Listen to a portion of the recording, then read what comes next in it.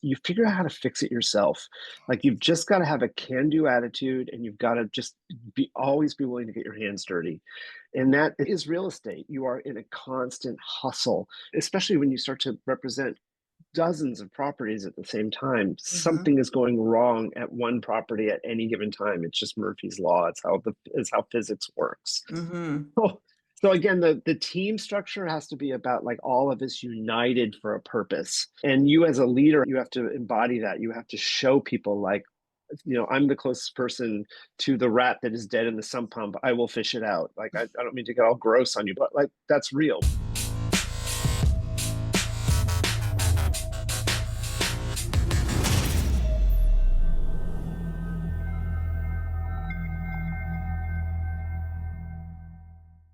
Hey everybody, it's Kathy Byrnes here with Real Estate Riches, and my guest today is David Gunderman, and I'm excited for you all to hear from him and learn some great nuggets. So hey buddy, how are you? Hey, Kathy, good. How are you doing? I'm happy. I don't know about you. It's Christmas. I feel good too. Yeah, I've got my presents. I have my little stash over I there. I see. just got stuff going on all over my office right now. You're not allowed to see my, well, I'm in another one. So this one's clean and tidy in one section. Exactly. So tell us a little bit about you. You got a background all in the arts, and then suddenly you're in real estate for 20 some years, and it's quite an interesting background. So I'm interested in not hmm necessarily why did you become a realtor, but did the previous genre of things that you did really elevate you in the real estate world? Oh, 100%. I love that question because what I did was so unconventional, and I think people don't necessarily connect the dots. But what I did, I was in theater.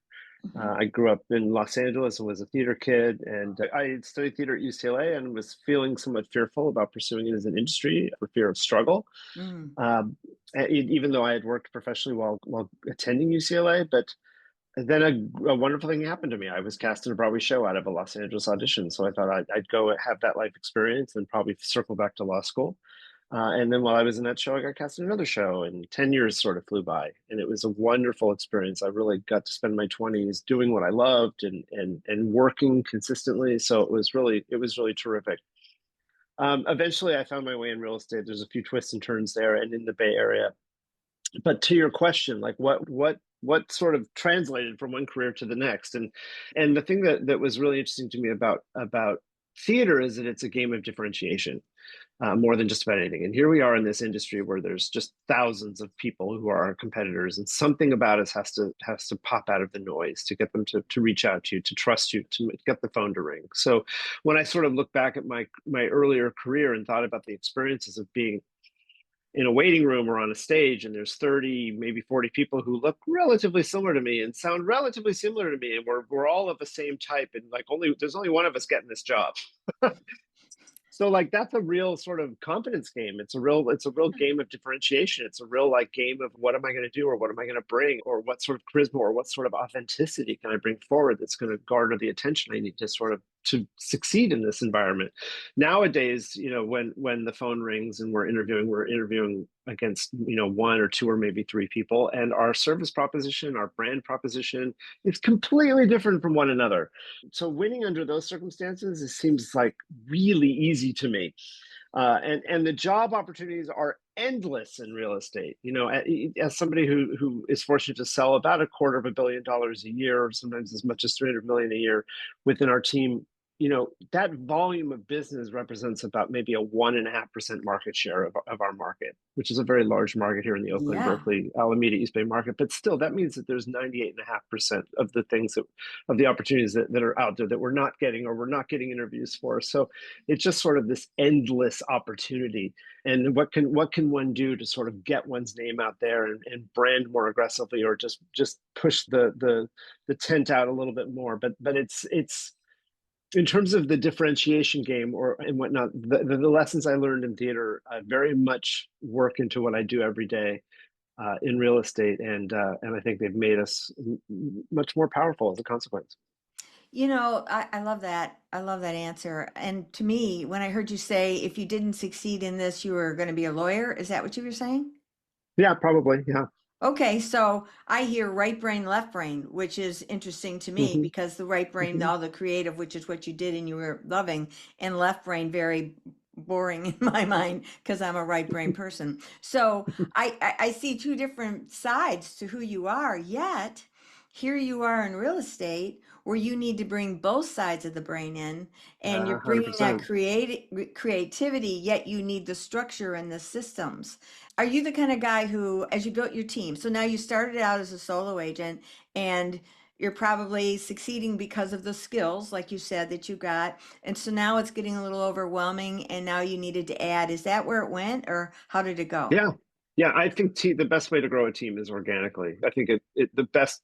I see a lot of people trying to grow for the purpose, for the sake of growth. They Yes. think that adding and building out is something they can do to become wildly successful. And I think the one thing you need more than anything is business and opportunity and leads. And the way to grow is when you have done so well within what you can, your capacity, that you suddenly have to grow your capacity. Mm-hmm. And then going back to right brain, left brain, every single agent, every business, every team is different. So, like, what are the things that you are lacking or the things that can make you more efficient? They aren't necessarily how everybody does it. I think every team is so different. The dynamics are so different. And Yes. for me, I was being told, I was being told by people who were generously telling me what they believed to be true, that what I needed was an executive assistant. So I did hire an executive assistant, and I found that I am such a control freak around so many of the details that I wasn't getting the impact of that. What I needed more than anything else was a project manager. I needed someone who would go out, and instead of me arranging all the photographers and plumbers because we generally get a lot of houses, we do a lot of work to prep houses for sale, and I needed someone who was more or less a four person for like making those projects happen. And that's where the time suck was for me, and that's not where I was enjoying it either. Like all of that work was just not something I loved. So hiring a project manager is when things started to really take off for me in terms of creating increased efficiency and more excitement in my own day to day, because I was being bogged down by the things I didn't enjoy. That is so strong right there, David, because really this can be a daunting path. It can be a daunting Hmm. path because there's so much to do that people have no idea the level. And the level of service that you were offering Yeah. required a lot of different hands in the pot, like you said. Yeah. But a project manager, especially for a brainer, even Hmm. though I'm like you, a control freak. I'm not organized and Hmm. I need someone who has that skill that if you're on the disc profile, you're a strong C where that really Hmm. makes sense. And you hire someone that they're like to check off this task. We're going to get this done. They know how to make it Hmm. all happen and solve my anxiety issues around those parts because that's all it does for me is create anxiety. Absolutely. And every person you hire, it's just so important that they be like your left arm or your right leg or whatever. They have to be an extension of your values. They have to be an extension of your brand. They have to be an extension of your service proposition. Yep. You have to be so surgically, I don't know what the word is, so finely aligned in terms of making sure you care in the same ways, you're delivering the same service, the same goods, the same values, and that's the part that is so very very important, is finding that person who has the skills to do these things, but also the values to hold that culture together, to hold that brand together. Yeah. Now, and that is an art in itself, wouldn't you say? How do you go about Mm-hmm. doing that? Mostly the way I've done it successfully, because we've had our failures too, is Sure. hiring friends or friends of friends, hiring people you already know, hiring people who Mm, you already know who they are or what makes them tick. It's when I've sort of hired randomly, because the flawed part about any sort of job interview is that people bring their best selves forward and they say all the right things, and it's very hard to sort of, even with personality tests and whatnot, it's hard to sort of find out what's going on under the surface, and hmm you find those disconnects. I just love having built a small business that has attracted the people in my life to say, like, it would be fun to work with you, hmm and in those certain cases where you're like, oh my god, that person is so good at XYZ, like, to have that person in my day-to-day life would be astonishing. Yeah. So we've really sort of found most of our team within our social network. That's where we've been most successful. Yes. And you've built quite a substantial team as far even in placement within KW. What was it I read? Top three in all of KW? Yeah, we've hit that mark. Yeah, where we were the third highest GCI producer within the entire company. Yeah, that was an Ah, exciting it's not like it's a accomplishment. small company. Yeah, no, that was a lovely accomplishment. Yes. And we built a team though that going back to the thing I said earlier, like it got a little too big. Ooh. I started to get a little too ambitious. I had this notion in my mind of if I plugged in enough people, I was sort of getting exhausted of the day-to-day client interaction. And I thought if I could drive more volume and have more agents, maybe I could just manage the business more and still make, the same or more money than I'm making now. And what I Hmm. discovered is you were trading one set of problems for another.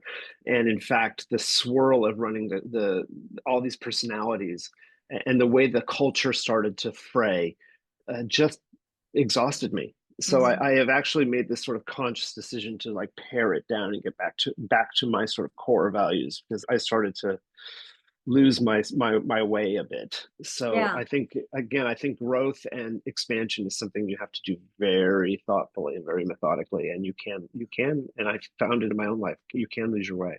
Yeah, I totally agree. It's such a challenging industry, and yet it's so unique. It's an all engulfing industry where it kind of takes over your entire life, and life Yeah, just kind of moves in and out of everything that you're doing with real estate, right? yeah, and it's Everything. both thrilling, but it's all you're right. It's just all It's all encompassing. It takes over encompassing. everything. Yeah, it always makes you laugh when you hear a relatively new agent come into the business and say like, "Oh, I love this. I'm coming into this because I need flexibility in my life." And you just laugh because you're Just like, a joke. flexibility. Yeah, I Yeah. do feel like I have some control over my calendar. I'm not working for someone else. I love being a Yeah. small business owner and entrepreneur, but like you are on a leash. People call and they want to hear from you when they want to hear from you. Yeah. Yeah. Especially the higher up your price point goes, you know, Yeah, there's certain yeah, expectations you will be on call for me, kind of. yeah. And Or the notion that this is easy money. Like it's just like this is a lot. I mean, it's thrilling. It's uh-huh. thrilling. And I love the experience of I was sitting with a group of Cal students who started a club in residential real estate, and they asked me to come and speak with them. And one of the things that I loved imparting to them was the notion of like, because they asked, like, what's your average day like? And I was like, well, my average day is this. I look at my calendar in the morning, and by the end of the day, my day has been completely different than anything I would have ever expected because my day is all problem solving. It's all responding to leads. It's all like things are going to come at me, and I'm just going to be pivoting all day long. And that's thrilling. You Yes. never get bored, but it's also like, it's a lot, It's a it's lot. a lot. That's that whole right brain too of how, but you've learned how to dodge and weave through it all, right? Because Hmm. there's some things that can be cast in stone and you'll somehow figure out how to work around those. But a lot of it is all flexibility in a true sense of the word, of flexible of how will you solve this or solve that. Yeah, Yeah. yeah, truly. Mhm. So let me ask you this. So you've got this team, you're doing huge numbers, and yet you're within a firm. So what Mhm. makes you, because the stepping stones are often, I'm a solo agent, then I get a team, I build a great team, and now I go build my own brokerage. And Mhm. there's a whole, in my mind, nightmare around that. What made Mhm. you decide not to do that? That's a great question. And maybe in a different life, I would have gone down that path. I think just even expanding my team, I had the sense of what it is to be a broker, and Mhm. it wasn't what gave me my greatest satisfaction. At the end of the day, the sort of driver for me, the place where I find my purpose is in the ways that we can take a person who has entrusted this major and oftentimes vulnerable transition in their lives to us, and that we can knock it through the goalpost for them. Like I know our work over 25 plus years and the $3.2 billion of real estate we've sold has really enhanced people's financial and their emotional well-being. And Mhm. that is where I get my greatest joy. Running a brokerage would have been something that would have been a natural next step.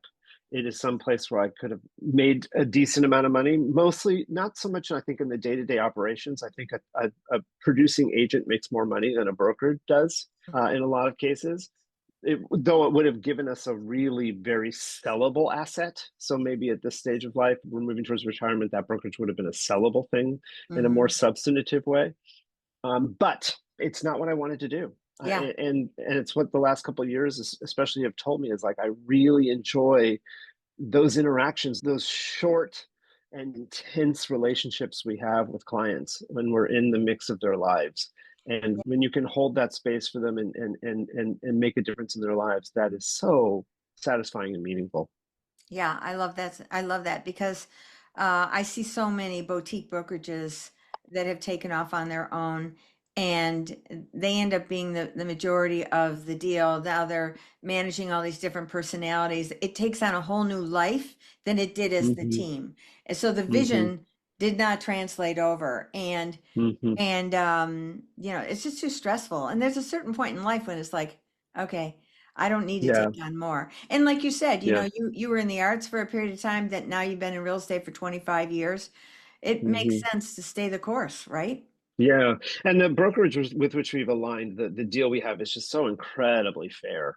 Like Hmm. the overhead that I don't have, the problems I don't have, and the referral network I do have is just the numbers all make perfect sense. Yeah. Because where we can make our financially, where we can make um, our biggest income is just on the transactions. Yeah. So it allows us to really not worry about having a copier or a receptionist or space or leases and just sort of, or E&O insurance and all that sort of stuff, just stay in our lane and do Yeah. what we do Yeah. and thrive in that lane. Do you do much with, since you're in the high net worth arena, do you do much with outgoing global referrals? No, no. When I was with another sort of luxury brokerage, there was a little bit more of that relo and global work. But that work was also, especially the reload, they took such an enormous bite out of the checks and required Hmm. so much oversight that I found it really unsatisfying. So Oh, me too. the global consumer certainly was more of a thing several years ago here on the West Coast. Like there was a lot of Asia wealth sort of coming in, so you had a smattering of deals that were all cash, and you had to sort of figure out how to vet them to international banking and all that sort of stuff. But it never was a huge part of our business. No, in my mind, I'm talking outgoing because you got Oh, to, outgoing. yeah, Oh, I see what you're saying. because you have a Yeah, once in a huge while. Yeah, database, but you probably once in a don't while. pursue it. No, we do every now and then. I don't chase it. So pursue it, chase it. Maybe that's the same verb. I don't market it as well as perhaps I could. Also, I don't know. It's also there's only so many hours in the day. Yeah, valid, valid. And I think what you're describing is something we've done from time to time. This particular client is moving to Spain and buying a house there, and to be honest with you, the amount of time and energy to find the perfect person for them relative to what that income stream is, like, again, that time could be spent more valuably in another Mhm. place, or you could always plug someone in, but there's not enough of that opportunity to like have somebody really focused on that. So it hasn't really. Maybe you have tips for me on how I'm not taking full advantage of this Well, opportunity, but because I'm not. for me, well, I'm older than you. So I don't want to, I'm 75. So I don't really want to be doing the day-to-day sales locally Right. anymore. Yeah, So yeah, I thought, well, how can I do this? So yeah. I'm with the XP, so I have a seamless outgoing referral opportunity where I can vet those agents and I'm on purpose thinking about who's got these people in their database that probably aren't even thinking about how there's business opportunity where they could refer globally. And I have the vetting process. The problem is, like in your case, like here you are, KW, I'm at EXP, and now we get another realtor in another country. You can't have a three-way split. At least I haven't Right. figured out how to do that. I'd like to figure that out because because you have the database, I have the connections, and the agents in these other countries. I have NDAs that I sign on off-market properties from I just did one yesterday for 30 million for a villa in Italy in Mm, Tuscany that's an Airbnb, an incredible investment opportunity. And because you're signing an NDA, you can only release so much information. It has to go to a certain net worth that would even be thinking about investing in that Hmm. or buying Hmm. it for their own personal property. And it Yeah. makes more sense to have it as an Airbnb and a lot of these things because they don't necessarily want the maintenance and all that stuff to do. And it's already got the property managers and that's all in Hmm. place. And you're just figuring out, is it a valid asset that I could buy? And can I make money at it? Will it appreciate? Can I go stay there for certain times that I block out in the calendar because it's stunning? Um, Yeah. and that's just one. I've got a $2.5 billion property that I can't even tell you where it's at because I haven't signed that NDA at all yet. And but that's the kind of exposure that I get. And I'm thinking, Yeah. yeah, I'm looking for the people that want to buy these things. And Yeah. so the connections to people that want to buy these, to start thinking outside the box, because I would love to sell those. You sell that $2.5 billion deal, that's a $20 million commission on that total. And then if I got a piece of that, very happy, just because I'm a connector. And that's where I've Right. kind of taken my life to be the connector of parties versus Yeah. doing the individual sales locally. And Yeah. it's very rewarding. I like it a lot. Good. Excellent. Anyway, tell me what your team is doing with AI and how you're incorporating that into your business. Oh, I don't know if I'm going to have a particularly satisfying answer for this. AI, I'm more watching than anything. And whenever there's sort of a new technology, the way I look at it is because again, we're so busy, but I always think about something that coming into the marketplace, and I think of it as almost like something has an impact, and all the dust sort of flies up in the air, and there's this moment when the dust is just swirling, and then there's also a moment when like the dust suddenly like freezes and then it starts to fall. And it's like I always think of it as technology changes. It's like I want to come in the moment it freezes.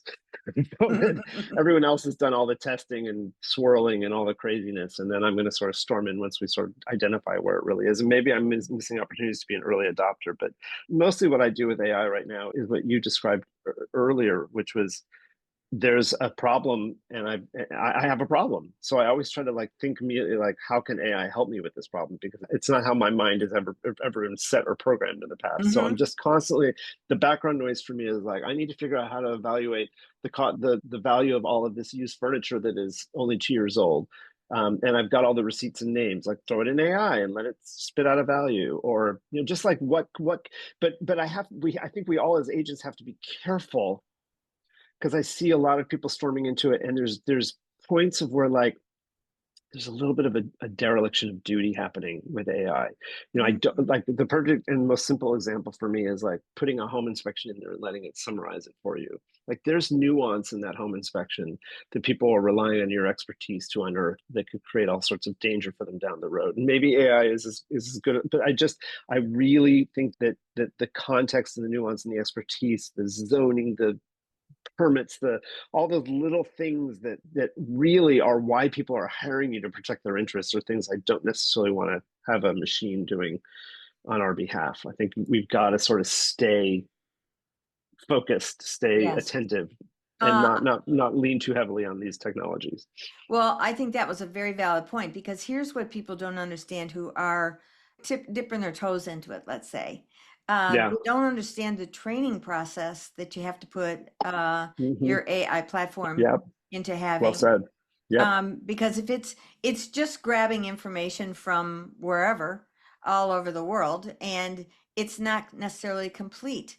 Yeah. To give you an example, I was doing some comps on a neighborhood that I was not familiar with. And I'm in North Carolina, but I'm up at the lake, which is about 30 minutes from Charlotte Hmm. metro area.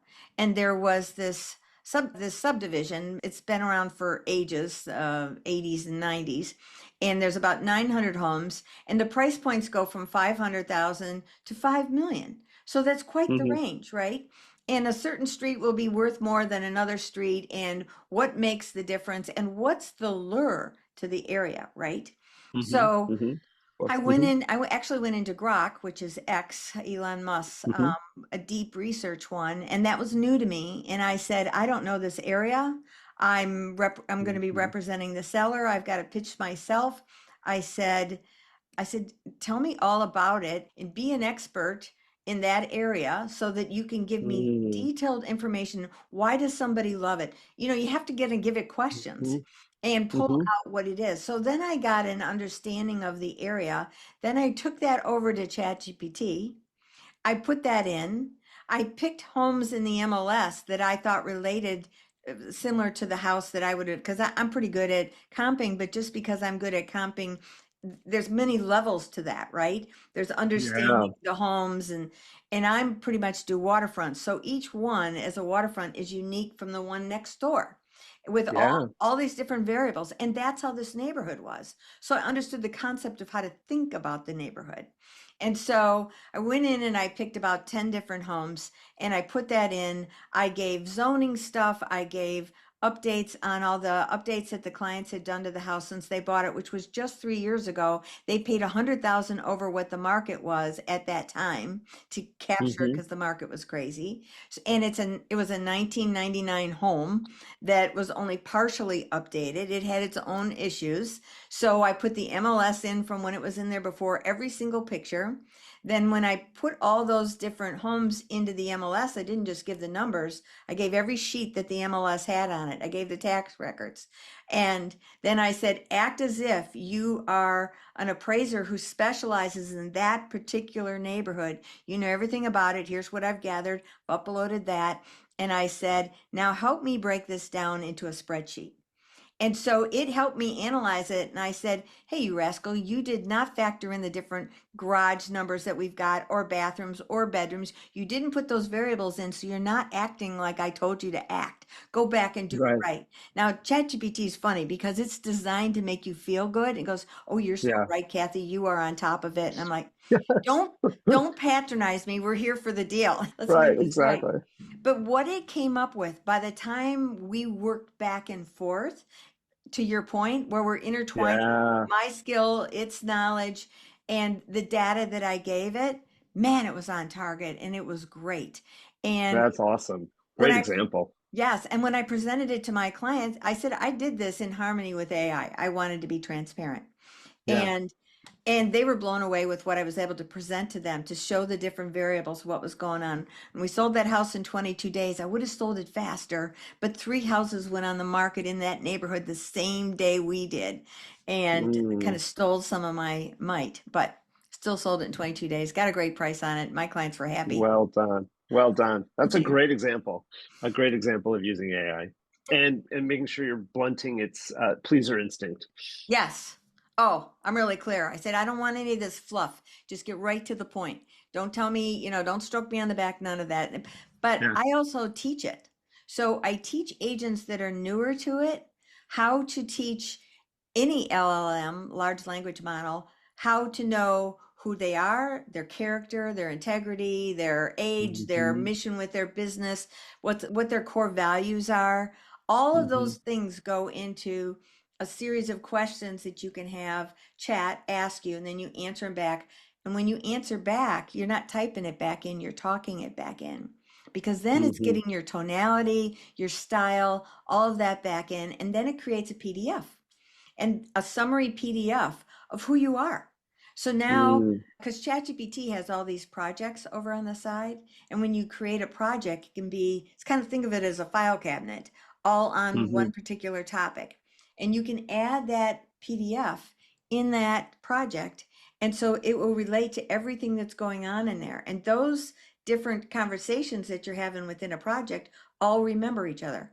It's very exciting. Yeah, very cool. Very cool, very exciting. Love that stuff. So I will give you a link to my YouTube channel and you can watch and learn some little basics because the basics are important.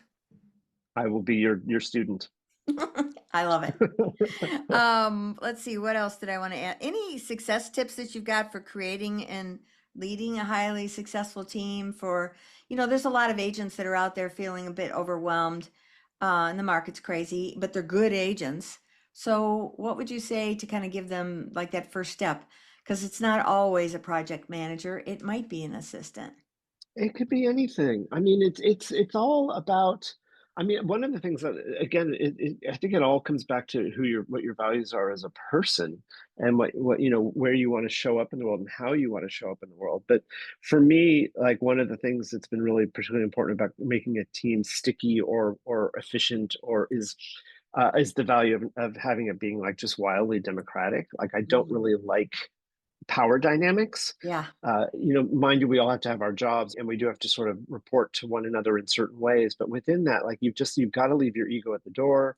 And I think within real estate, you really need to have, I really, really hate people who treat others within an organization as more service and I want it to be collaborative. And Yes. I want us to all be equally engaged in the constant challenges of problem solving. And on a rudimentary level, that means like you arrive at an open house and there's a problem or whatever. You don't call and say like, "Hey, could you get over here and fix this?" You figure out how to fix it yourself. Like you've just got to have a can-do attitude, and you've got to just always be willing to get your hands dirty. And that is real estate. You are in a constant hustle. You're in a there's you've got, especially when you start to represent dozens of properties at the same time. Hmm. Something is going wrong at one property at any given time. It's just Murphy's law. It's how physics works. Hmm. So, so again, the team structure has to be about like all of us united for a purpose. Yeah. And you as a leader have to embody that. You have to show people like, I'm the closest person to the rat that is dead in the sump pump. I will fish it out. Like, I don't mean to get all gross on you, but like, No, but that's it's literally real. like, that's real. We have to be real with one another in that way. We all have to be in this together. And when somebody gets into an egotistical or a power dynamic, you have to shine a light on it and root it out Yeah. because Love it's that. toxic. Yeah, I love that. Well, thanks so much for being on here today. It's been a true treat. It's been a treat for me, Captain. Thanks for sharing what you know about AI, and I look forward to surfing your YouTube and figuring out everything you're doing. Thanks so much. All right, everybody. Well, that's our wrap for this week. And you will be able to get all David's information so you can reach out to him directly and get some valuable additional information from him. So stay tuned for the next one. See you, everybody. Let's book a strategy call and see how it would look in your eyes. And if you're thinking, man, I'd like to have a conversation with Kathy Byrnes. Maybe I'd like to be part of this EXP company and see what it's all about. That sounds good to me. Let's book a strategy call and let's have a talk. No pressure, but man, it's worth a conversation. The link's in the description.